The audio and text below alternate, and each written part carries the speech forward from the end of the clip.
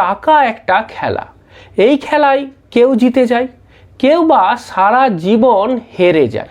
যারা টাকা নিয়ে খেলার নিয়মটা শিখে গেছে তারা আর জীবনে টাকার জন্য চিন্তা করে না, কিন্তু যারা শুধুমাত্র উপার্জন করে কিন্তু টাকার খেলার নিয়মগুলো জানে না, তারা কিন্তু জীবনেতে হিসেব মেলাতে পারে না। আজকের এই ভিডিওতে আমরা জানবো কিভাবে টাকার খেলা খেলতে হয়, কিভাবে জিততে হয়, এবং সর্বোপরি এই টাকার খেলায় জিততে গেলে কি কি স্কিল বা দক্ষতা দরকার। দেখুন, টাকার খেলায় জিততে গেলে যে স্কিলগুলো দরকার সেটাকে মোটামুটি দুটো ভাগে ভাগ করা যায়। প্রথম যেটা, সেটা হচ্ছে ফাংশনাল স্কিল। ফাংশনাল স্কিল মানে কি? মানে টাকা পয়সার ব্যাপারেতে নলেজ বা জ্ঞান।